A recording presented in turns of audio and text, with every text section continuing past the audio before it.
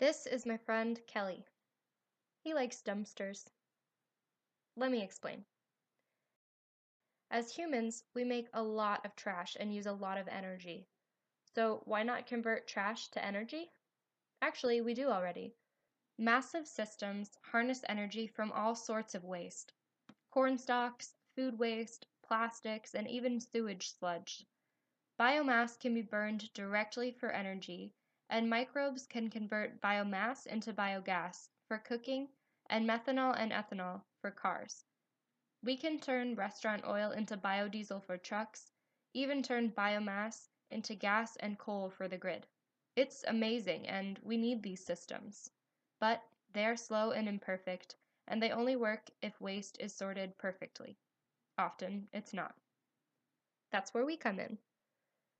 These are my friends. Our bodies turn trash into fuel. Our first stop at the grocery store is the dumpster.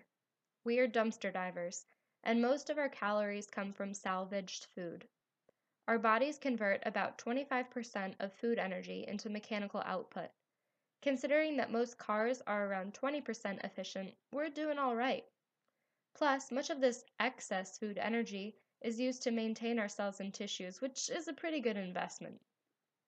We can't hook ourselves up to the grid and supply energy to the world, but we can use this energy to replace machines and their fossil fuels for our vital activities. My friends avoid cars and power our commutes with bikes and skis. We use our hands to fix goods before buying mass-produced replacements. And we spend a lot of time processing our own food. We're always chopping, freezing, drying, blending, cooking, and, most importantly, eating. Of course, harnessing human muscle for mechanical energy is hardly a new concept. For 90% of human history, we turned food into motion for all of our needs.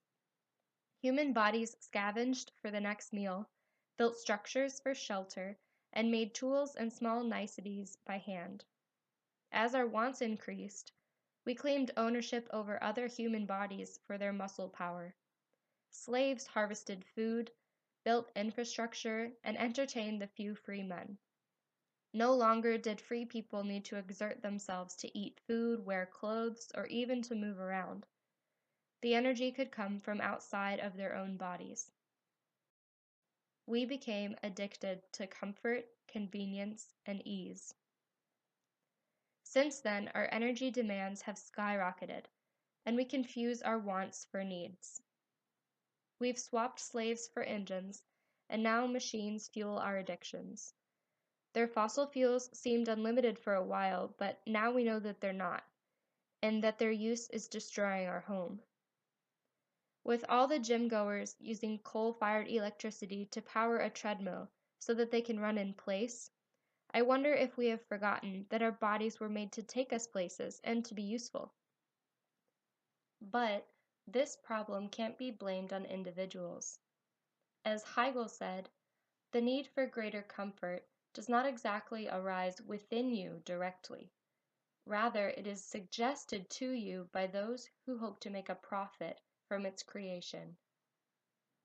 How do we question our systemic dependence on ease? First, we can seriously reconsider and then redefine our needs.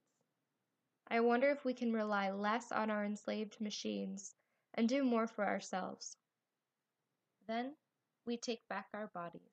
Remember that our bodies are made for doing things, not to look good, not to sit still, and not to carry our brains around. We are our bodies, and if we're fortunate, our bodies are capable of exertion.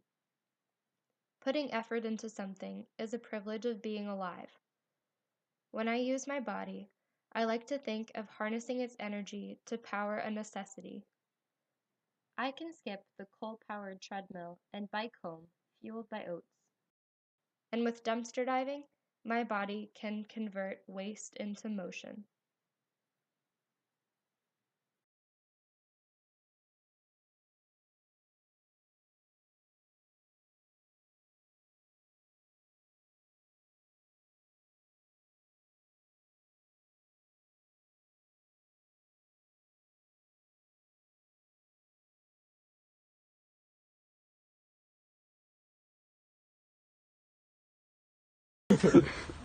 Oh, I'm sorry.